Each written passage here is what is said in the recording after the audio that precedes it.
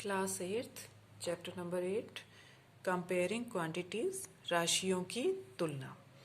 तो ये चैप्टर हम 6th और 7th में भी पढ़ चुके हैं। इसको थोड़ा सा हम रिवाइज कर लेते हैं कि इसमें हमें किस तरह से आगे कॉन्सेप्ट क्लियर करने हैं। तो मान लीजिए स्टार्टिंग में रिवाइज करने के लिए हमारे पास कैंडी बॉक्स है। ये एक कैंडी बॉक्स है, इसमें कोकोनट टॉफ़ीज़ हैं और पार्ले टॉफ़ीज़ रखी हुई हैं। यहाँ पर हम देखते हैं तो 5 हमारे पास कोकोनट टॉफ़ी है और कोकोनट टॉफ़ी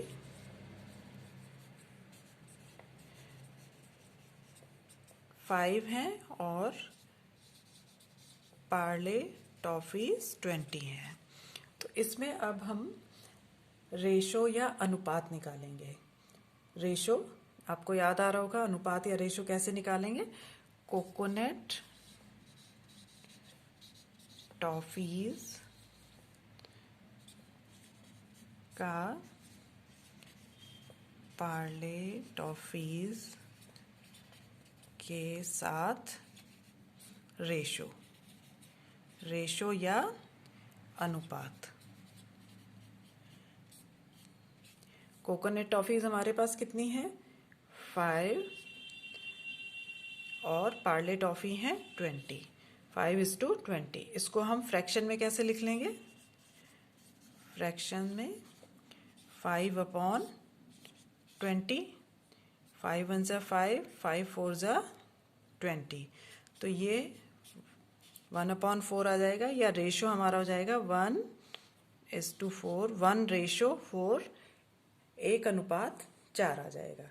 इसी तरह से अगर हमें पार्ले का कोकोनट के साथ निकालना हो, पार्ले टॉफ़ीज़ का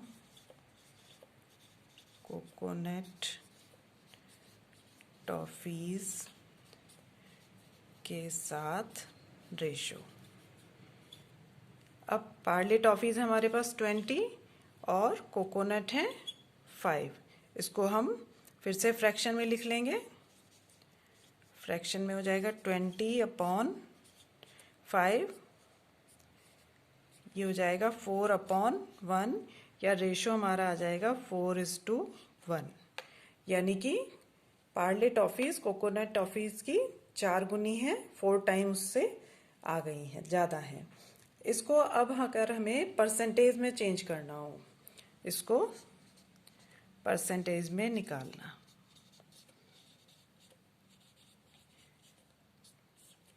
तो टोटल टॉफ़ीज़ कितनी है हमारे पास। टोटल टॉफ़ीज़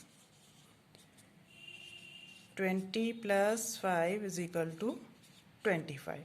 टोटल टॉफ़ीज़ इतनी है। अब मान लीजिए हम कोकोनट का रेशो परसेंटेज निकालते हैं। कोकोनट टॉफ़ीज़ का परसेंटेज कैसे निकालेंगे। कोकोनट टॉफ़ीज़ कितनी है 5 अपॉन टोटल 25। तो ये हमारा फ्रैक्शन बना। अब परसेंटेज के लिए हमें क्या करना है, यहाँ पर हमारा 100 आ जाना चाहिए। तो हम 4 से ऊपर और नीचे मल्टीप्लाई कर देंगे। तो ये हमारा हो जाएगा 20/100 और 20%। तो इसी तरह से अगर हम निकालना चाहेंगे तो हम पार्ले टॉफ़ीज़ का भी परसेंटेज निकाल सकते हैं। तो ये हमने परसेंटेज ऑफ कोकोनट टॉफ़ीज़ निकाला था 20%। अब यहाँ कैंडी बॉक्स में हमारे पास सिर्फ 2 ही तरह की टॉफ़ीज़ हैं, कोकोनट एंड पार्ले। 2 ही तरह की टॉफ़ीज़ हैं, तो यानी कि दोनों का परसेंटेज मिला करके 100 हो जाना चाहिए। 2 ही टॉफ़ीज़ हैं, तो यानी कि coconut percent plus Parle percent = 100। ये हमारा, क्योंकि 2 ही टॉफ़ी है तो दोनों को मिला करके 100 हो जाना चाहिए। कोकोनट का परसेंट कितना आ गया हमारे पास 20 plus Parle percent = 100 and Parle percent = 100 - 20 that is 80%। तो पार्ले टॉफ़ीज़ हमारे पास कितने परसेंट हैं 80% हैं।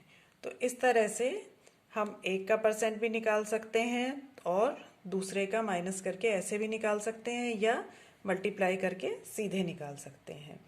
तो इस तरह से हमने रिवाइज कर लिया कि किस तरह हमने रेशो देखा था और उसका परसेंटेज निकालना सीखा था। अब मान लीजिए किसी क्लास में गर्ल्स हैं 18 एंड बॉयज़ आर 12। ये आपको गर्ल्स एंड बॉयज़ का नंबर दिया गया है। तो आपसे गर्ल्स का बॉयज़ के साथ रेशो आपको बताना है। तो क्या हो जाएगा 18/12। 6 से इसको हम काट सकते हैं, 6 2 ज़ा 6 3 ज़ा 3/2 या रेशो आ जाएगा 3:2। ओके, तो अब हम इस रेशो से परसेंटेज भी निकाल सकते हैं कि गर्ल्स कितने परसेंट हैं। क्या करेंगे, परसेंटेज ऑफ गर्ल्स कितना है, गर्ल्स कितनी 3 में आई, 3/3 + 2, दोनों को हमने ऐड कर दिया। ओके, तो ये हमारा हो जाएगा 3/5। अब परसेंट के लिए फिर से हमें क्या करना है, डिनोमिनेटर को 100 बनाना होता है। तो इसको हम 20 से मल्टीप्लाई कर देंगे। तो ऊपर हमारा आ जाएगा 60 और नीचे 25 ज़ा 100 और 60%। तो गर्ल्स का परसेंटेज 60 आ जाएगा। इसी तरह से हम बॉयज़ का परसेंटेज भी निकाल सकते हैं। परसेंट ऑफ बॉयज़ का रेशो में क्या था, 2/3 + 2 को ऐड किया 5। अगेन 20 से ऊपर नीचे मल्टीप्लाई करेंगे 100 बनाने के लिए, 22 ज़ा दिस इज 40%। तो इस तरह से अगर आपको रेशो दिया गया हो तो आप उसका परसेंटेज निकाल सकते हैं। अब इसमें नेक्स्ट है increase percent and decrease percent. मतलब परसेंटेज में वृद्धि और कमी, वृद्धि का परसेंट और जो कमी हुई है या छूट है उसका परसेंटेज निकालना। तो जैसे आप लोग सुनते रहे होंगे कभी कि मान लीजिए कोई सेल चल रही है तो उसमें आपको 15% डिस्काउंट मिलेगा या कमी हो जा रही है, 15% की किसी चीज़ में दाम में कमी हो जा रही है। या जैसे पेट्रोल के प्राइस आपके 10% बढ़ गए हैं, तो ये इंक्रीज हो गया। और सेल में कोई चीज़ मिल रही है तो उसमें 15% की कमी आ गई। इसको हम एक एग्जाम्पल की हेल्प से समझ लेते हैं। अब ये एग्जाम्पल है, एक लेते हैं एक एग्जाम्पल। पिछले साल एक स्कूटर का प्राइस 34,000 रुपीज़ था।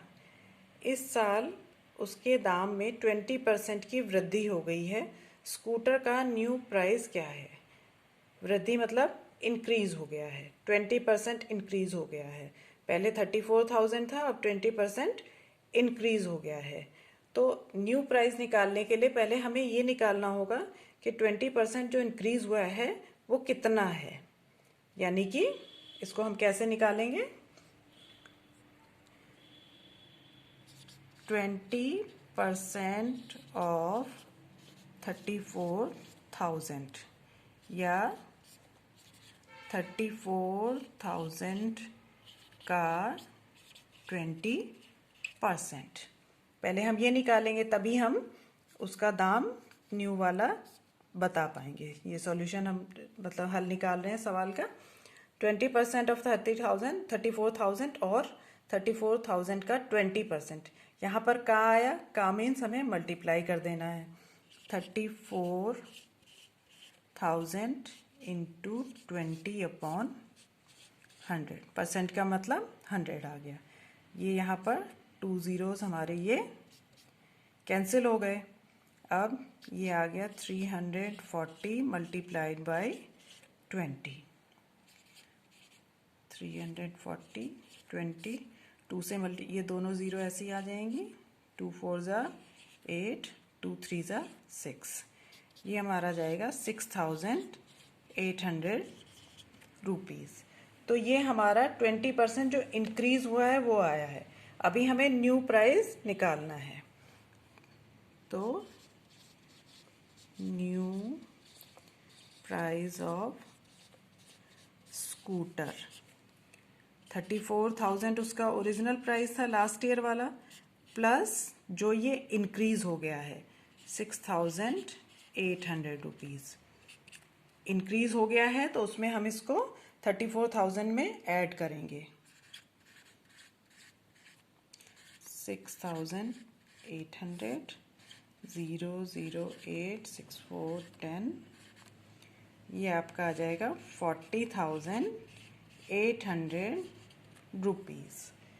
तो इस तरह से जो इंक्रीज परसेंट था वो हमने निकाला, और फिर इसको जो पिछले साल वाले प्राइस थे उसमें जोड़ करके न्यू प्राइस ऑफ स्कूटर हमने निकाल लिया। अब इसको और देखते हैं। मान लीजिए उसमें कुछ कमी आ जाती है। ये हमारे स्कूटर का प्राइस सेम 34,000। इस साल उसके प्राइस में 5% की कमी की गई है, मतलब 5% डिक्रीज कर दिया गया है। तो स्कूटर का न्यू प्राइस क्या होगा? अगेन 5% ऑफ 34,000, या 34,000 का 5% क्या होगा ये हम निकालेंगे। 34,000 मल्टीप्लाइड बाई 5/100, ये 2 ज़ीरो चली गई इधर, ये आगे आ जाएगा 340 मल्टीप्लाइड बाई 5। इसको हम मल्टीप्लाई कर लेते हैं। 340 0 5 4 ज़ा 20 2 5 3 ज़ा 15 एंड 2 17। ये हमारा आ जाएगा 1700 रुपीज़। अब क्योंकि प्राइस में कमी की गई है तो हम इसको जो पिछले साल वाला प्राइस था उसमें से माइनस करेंगे, क्योंकि डिक्रीज हो गया है वो। New price of scooter is equal to 34,000 minus 1,700 rupees. Minus करेंगे, इसको हम माइनस कर लेते हैं। 34,000 minus 1,700, 0 0 10 minus 7 is 3 3 2, this will be 32,300 rupees. तो ये क्लियर हो गया। जब डिक्रीज होगा दाम तो हम पहले दिए गए प्राइस में से उसको माइनस करेंगे, और जब इंक्रीज होता है या बढ़ जाता है तो उसको ऐड करके हम निकाल लेते हैं। अब इसमें नेक्स्ट है डिस्काउंट। डिस्काउंट या हिंदी में इसको कहते हैं बट्टा, या हम इसको करेंगे फाइंडिंग डिस्काउंट। इसमें अब ये देखिए, ये आपको कुछ देख करके याद आ रहा है। ये एक प्राइस टैग है, इसमें प्राइस लिखा हुआ है 1,499। इस तरह के हमारे कपड़ों में टैग लगे रहते हैं।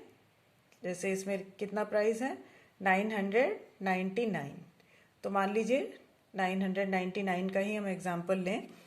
इसमें कहा जाता है कि एक टॉप जो 999 रुपीज़ का था, प्रिंट रेट उसमें 999 था, अब वह आपको मान लीजिए 900 रुपीज़ में मिल रहा है।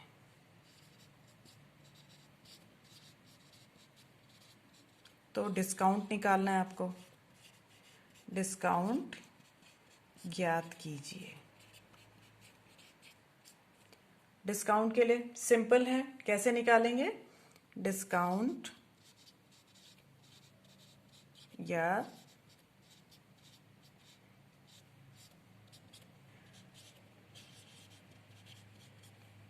Print rate minus sale price. Print rate कितना है? 999, लेकिन आपको शॉपकीपर कितने में दे रहा है? 900 रुपीज़ में। तो आपको डिस्काउंट कितना मिल गया? 99 रुपीज़ का आपको डिस्काउंट मिल गया। सिंपल है। कोई भी आपको चीज़ मान लीजिए 999 की ना हो, 840 की हो, वो 714 में मिल रही हो, तो भी आप डिस्काउंट उसका इसी तरह से माइनस करके निकाल लेते हैं। अब इसमें आगे देखते हैं कि हम डिस्काउंट परसेंटेज कैसे निकालेंगे। अब ये एक एग्जांपल लेते हैं। 840 रुपीज़ वाली एक वस्तु हमें 700 रुपीज़ में बेची जाती है। डिस्काउंट बट्टा और डिस्काउंट परसेंट ज्ञात कीजिए। तो डिस्काउंट हम कैसे निकालेंगे? अभी हमने किया था simple, discount is equal to print rate minus sale price. Print rate कितना है उस पर?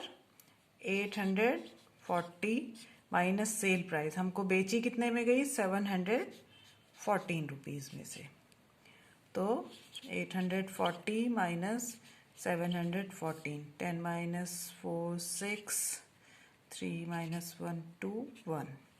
डिस्काउंट हमारा आ जाएगा 126 रुपीज़। अब हमें डिस्काउंट परसेंट निकालना है। ठीक, डिस्काउंट परसेंट निकालने के लिए हम क्या करेंगे? 840 रुपीज़ पर डिस्काउंट है 126 रुपीज़। ओके, तो 100 रुपीज़ पर डिस्काउंट होगा 126 अपॉन 840 इंटू 100। ओके, परसेंट में निकालना है हमें ये। अब इसको हम मल्टीप्लाई और डिवाइड करेंगे। ये यहाँ हमारा 0 से 0 चला गया। 2 5 ज़ा 10, 2 4 ज़ा 2 ज़ा। इसको हम नीचे लिख लेते हैं 126 इंटू 5 अपॉन ये 42 आ गया। अगेन इसको हम 3 से भी काट सकते हैं। 3, हाँ ठीक, 3 से भी काट सकते हैं। 3 1 ज़ा 3, 3 4 ज़ा 12। ये आ जाएगा 3 4 ज़ा एंड 3 2 ज़ा। ये 14 के टेबल में आ जाता है। 14 3 ज़ा 14 1 ज़ा 14 3 ज़ा। ये हो जाएगा 3 इंटू 5% इज इक्वल टू 15%। तो ये आपका डिस्काउंट परसेंटेज भी निकल आया है। पहले हमने डिस्काउंट निकाला और फिर उसके बाद ये हमारा डिस्काउंट परसेंट 15 आ गया। ओके, अब इसको दूसरी तरह से एक क्वेश्चन करके देखते हैं। अब ये एक और एग्जांपल लेते हैं। एक फ्रॉक का प्रिंट रेट है 220 रुपीज़। एक फ्रॉक का प्रिंट रेट 220 रुपीज़ है। सेल में 20% डिस्काउंट दिया जाता है। फ्रॉक पर डिस्काउंट राशि कितनी है और इसका सेल प्राइस कितना होगा? तो पहले हम डिस्काउंट वाली राशि निकालेंगे कि डिस्काउंट में हमें कितने रुपए कम किए गए। तो फ्रॉक का प्राइस तो है 220 रुपीज़ और सेल में डिस्काउंट कितना है? 20%। तो सीधे हम निकालेंगे 220 का 20%। डिस्काउंट की जो राशि है, डिस्काउंट हमें कितना मिला? 220 का 20%। फिर से 220 मल्टीप्लाइड बाय 20 अपॉन 100। एक ज़ीरो से ये गया ज़ीरो, एक ज़ीरो से ये ज़ीरो गया। ये हमारा हो गया 22 multiplied by 2, that is 44 rupees. तो डिस्काउंट की राशि कितनी है 44 रुपीज़। अब वो कह रहे हैं कि उसका सेल प्राइस कितना है। सेल प्राइस हम कैसे निकालेंगे? सेल प्राइस इक्वल टू जो प्रिंट रेट है माइनस डिस्काउंट। प्रिंट रेट कितना था फ्रॉक का 220 रुपीज़ माइनस डिस्काउंट कितना हमको मिला है 44 रुपीज़ का। तो इसको माइनस करेंगे तो ये हमारा 220 माइनस 44 6 11 माइनस 7 176 रुपीज़ इसका सेल प्राइस हम निकाल लेते हैं। तो अगर आपको परसेंट में दिया है तो भी आप उसका रुपीज़ में निकाल सकते हैं, या आपको बताया जाए कि इतने रुपीज़ की हमें डिस्काउंट मिल रहा है तो उसको हम परसेंट में भी इसी तरह से निकाल लेते हैं। कॉस्ट प्राइस, सेल प्राइस, ये हम लोग पहले भी थोड़ा इसके बारे में पढ़ चुके हैं। इससे कॉस्ट प्राइस और सेल प्राइस से हम क्या निकालते हैं?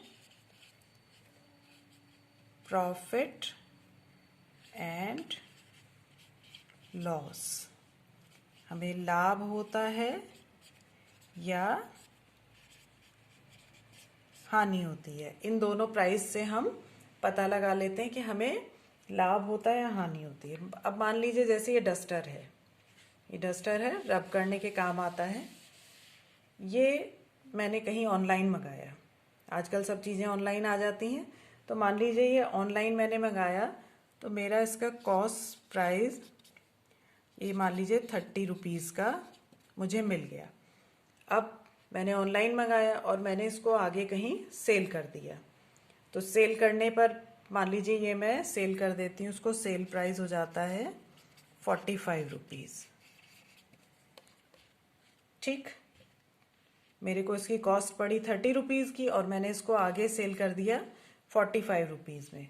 तो यहाँ पर क्या हो गया, कॉस्ट प्राइस जो है वो सेल प्राइस से कम हो गया। सेल प्राइस ज़्यादा है और कॉस्ट प्राइस कम है। कॉस्ट प्राइस मतलब क्रय मूल्य, जितने में मैंने सामान खरीदा, और सेल प्राइस क्या होता है, विक्रय मूल्य, जितने में मैंने सामान बेचा। तो जब कॉस्ट प्राइस कम होता है और सेल प्राइस ज़्यादा होता है तो हमें प्रॉफिट हो जाता है। कम का सामान खरीदा और ज़्यादा में बेच दिया तो हमें प्रॉफिट हो जाता है। अब मान लीजिए कुछ प्रॉब्लम हो गई, मेरे पास सामान ज़्यादा आ गया है, इसका कॉस्ट प्राइस वही डस्टर 30 रुपीज़ का है, लेकिन किसी कारण से मुझे ये सेल करना पड़ा 20 रुपीज़ में। 30 रुपीज़ की चीज़ मुझे 20 रुपीज़ में सेल करनी पड़ी। तो यहाँ पर क्या हुआ, कॉस्ट प्राइस तो ज़्यादा है और सेल प्राइस ये ज़्यादा है और सेल प्राइस हमारा कम है। ज़्यादा का खरीदा और सस्ते में बेच दिया, तो यहाँ पर मुझे क्या हो गया, लॉस हो गया, नुकसान हो गया, हानि हो गई। जब कॉस्ट प्राइस कम होता है और बेचा सामान ज़्यादा में जाता है तो प्रॉफिट हो जाता है, लेकिन जब खरीदा ज़्यादा में और बेचा कम में, ये ज़्यादा है और ये कम है, तो हमें लॉस हो जाता है। इसका हम परसेंटेज भी निकाल लेते हैं, उसका सीधा सा फॉर्मूला है profit percent and loss percent. Profit percent में हमें कुल कितना प्रॉफिट हुआ, कितना फ़ायदा हुआ upon cost price multiplied by 100। और लॉस परसेंट कैसे निकालते हैं, हमें कितने का नुकसान हुआ, कॉस्ट प्राइस हमारा कितना था मल्टीप्लाइड बाय 100, मतलब हमें कितने का फ़ायदा हुआ और सामान हमने कितने का ख़रीदा था। Profit upon cost price into 100, तो उससे प्रॉफिट परसेंट निकलता है। और इसी तरह से हम लॉस परसेंट भी निकाल लेते हैं। इसको अब हम एक एग्जाम्पल की मदद से समझते हैं। अब हम एग्जाम्पल समझते हैं। राधा ने पुराना फ्रिज 2500 रुपीज़ में ख़रीदा। 500 रुपीज़ में उसको पेंट कराया और 3300 रुपीज़ में उसको बेच दिया। उसका लाभ प्रॉफिट या हानि परसेंट ज्ञात कीजिए। मतलब उसको लाभ हुआ या हानि हुई, प्रॉफिट या लॉस क्या हुआ और कितने परसेंट हुआ, ये हमें इसमें निकालना है। तो सबसे पहले हमें कॉस्ट प्राइस पता होना चाहिए कि उसको फ्रिज की कॉस्ट क्या पड़ी। सेल प्राइस तो हमें दे रखा है, तो कॉस्ट प्राइस कैसे निकालेंगे? उसने खरीदा कितने का? 2500 रुपीज़ का, लेकिन उसने 500 रुपीज़ पेंट कराने में भी खर्च कर दिए, तो उसको हम ऐड कर लेंगे। 2500 प्लस 500, तो ये टोटल हो गया 3000 रुपीज़। ये उसका कॉस्ट प्राइस आ गया। अब सेलिंग प्राइस क्या है? 3300 रुपीज़। तो कॉस्ट प्राइस तो उसका 3000 था, लेकिन उसने बेचा इसको थोड़ा ज़्यादा में, तो यानी कि उसको क्या हुआ है? प्रॉफिट हुआ है। प्रॉफिट हुआ है तो प्रॉफिट हम निकाल लेंगे, कितना प्रॉफिट हुआ है। कॉस्ट प्राइस कम है, सेल प्राइस ज़्यादा है, यानी कि प्रॉफिट हुआ है। तो प्रॉफिट कितना हुआ है? Selling price minus cost price, 3300 minus 3000, ये आपका माइनस करके आ जाएगा 300 रुपीज़। तो उसको प्रॉफिट हुआ है 300 रुपीज़ का, फ़ायदा हुआ है, लाभ हुआ है 300 रुपीज़ का। अब हमें परसेंट भी निकालना है। तो प्रॉफिट परसेंट क्या होता है? फॉर्मूला भी हमने पढ़ा था, profit upon cost price multiplied by 100। Profit कितना हुआ? ये हमारा 300 रुपीज़। कॉस्ट प्राइस कितना था? कॉस्ट प्राइस हमने निकाला था 3000 मल्टीप्लाइड बाय 100, और ये हमारा परसेंट में आएगा। ये क्या करेंगे हम? 2 ज़ीरो यहाँ चली गई, 1 ज़ीरो ये हट गया, ये हमारा हो जाएगा 30/3,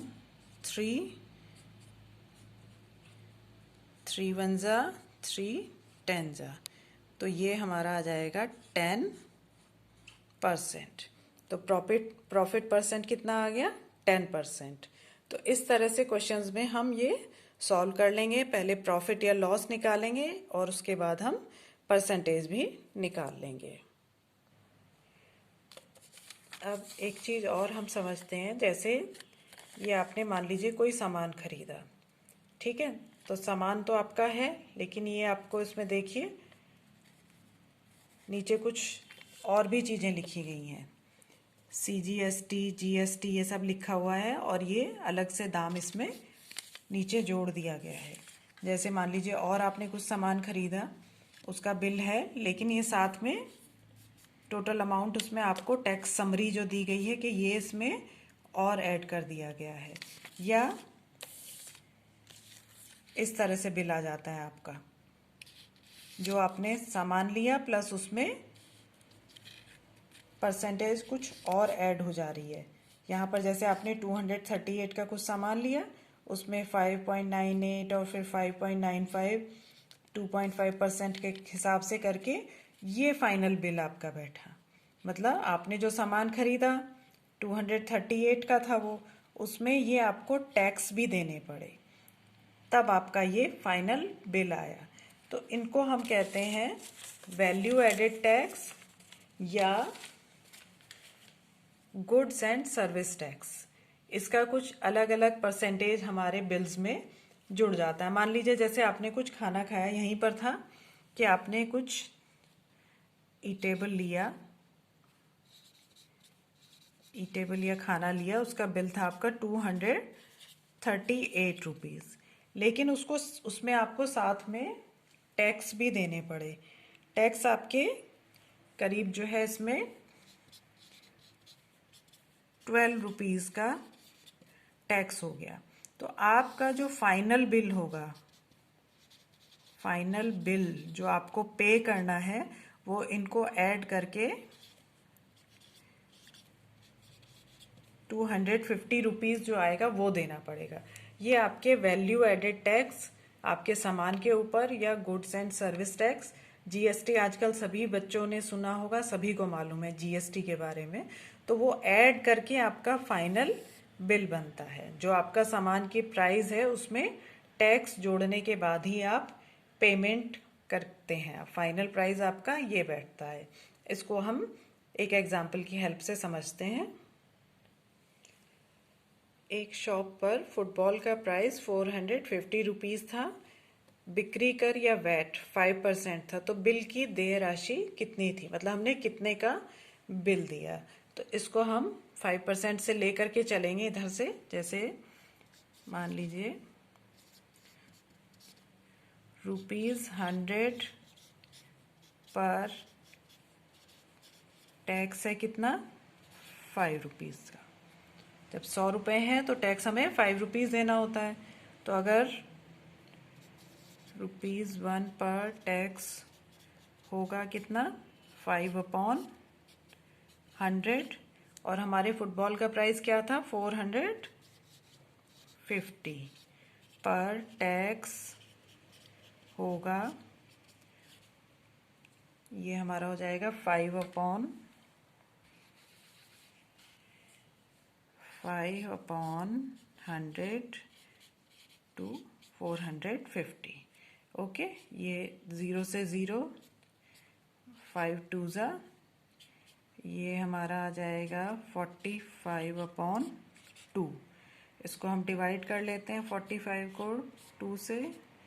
2 2 ज़ा 4, 5 उतारा, 2 2 ज़ा 4, 1 डेसिमल लगा के 0, 2 5 ज़ा 10। तो ये हमारा आ जाएगा 22.50 रुपीज़। तो ये हमारा वैट या टैक्स आया जो 5% लगा था। अब हमें टोटल बिल निकालना है। तो total bill is equal to cost price plus VAT, जो हमने टैक्स दिया है। तो फुटबॉल का दाम कितना था, 450। ये हमारा 450 प्लस वैट हमारा 22.50 रुपीज़ आया था।